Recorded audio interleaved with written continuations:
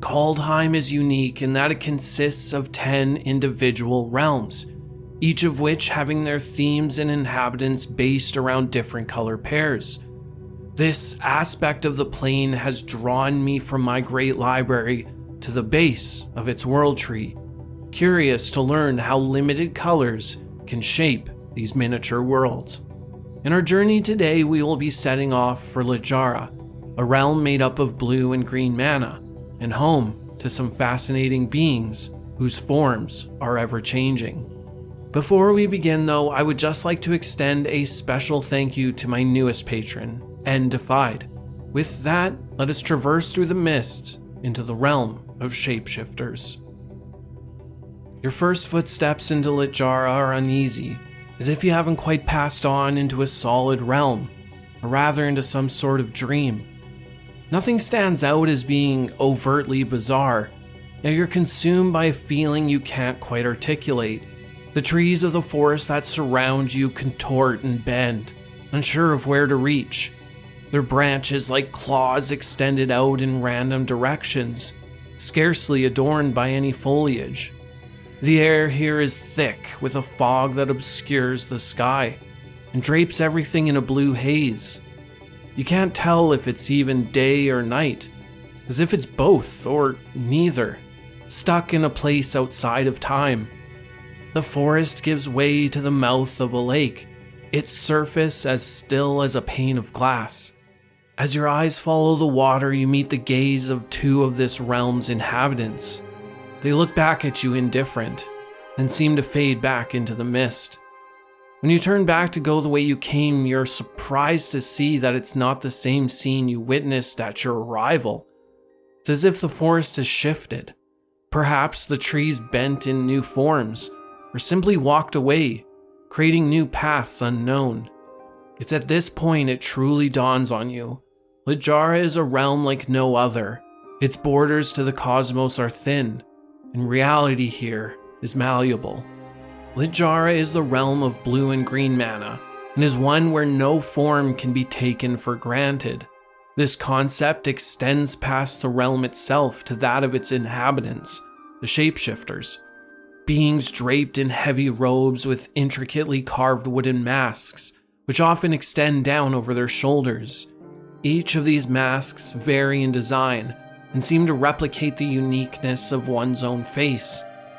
As their name suggests, these shapeshifters can take on any form they wish, perhaps only visible as they are now when they're here in their own realm. These shapeshifters will often fall under one of two sets of mana, dictating their preferences when it comes to the forms they take on other realms, though they can take any form they wish. The cove walkers, those of blue mana, prefer the shapes of the sea, that of marine animals, or those humans who dwell at the water's edge, like that of the lighthouse keepers, fishers, and mariners. Then there are those shapeshifters of green mana, the glade walkers, who seem to forego the shape of man and prefer that of beast, those forms of the bear, stag, or even the squirrel. It would seem that they feel more comfortable as creatures that crawl through the glades on all fours, or crest the waves on fin and flippers. Cove walkers and glade walkers alike spend most of their lives living among the inhabitants of other realms. It's said that Littjara is merely a place where they spend their youth, and where they return to die. This life and death are both marked by an emergence and then return to the Pentafjord Lake, the only constant in this shifting landscape. A depression in the land shaped like a hand and a mark left by the ancient elven gods who created this realm.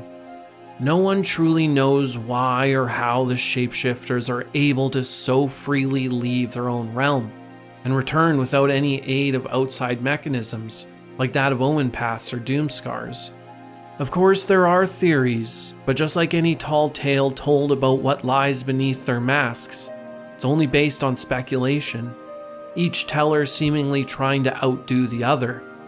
After traveling much of Kaldheim myself, I would like to throw my own theory into this list of dubious conjecture. You see, perhaps it's not just Littjara whose borders to the cosmos are thin, but also the beings who reside here as well.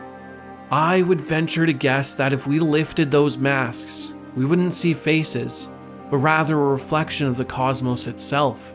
And because of this celestial composition, they are able to travel beyond their own realm. I find the mana composition of this realm to complement everything we've discussed so far, and I wonder if you spotted the connections. In many ways, the green mana present here reflects Littjara's connection to the source of everything that comprises Kaldheim, of the cosmos beyond the world tree. It's an ever-shifting mirror which reflects the plane upon itself, and each shapeshifter within aims to venture out and become nothing more than a simple piece of Kaldheim. They have no greater plan, no dire mission, they simply wish to observe. This observation also plays into Blue's desire to understand and learn, and in the end, I believe that's all they desire to get out of their excursions. Perhaps they're born feeling empty, listless, and lost, and wish to fill that void with something outside their own existence, and so they play the part of other beings. What's more is that when these colors are combined, we get a more thematic representation of both Littjara and its shapeshifters. You see, this realm and its inhabitants are nature, but an ever-shifting manipulation of it. It's nature molded and mimicked into forms that are ever-changing.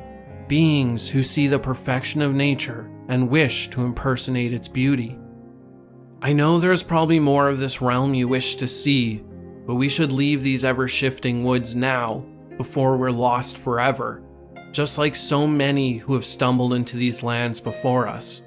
But perhaps one day, we can return to learn the truth behind these beings with masks of wood, whose travels take them among the realms of Kaldheim and its people.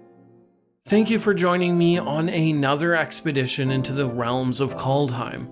If you missed the first episode in this series, then be sure to check out this video here, where we travel to the realm of dwarves, Axgard.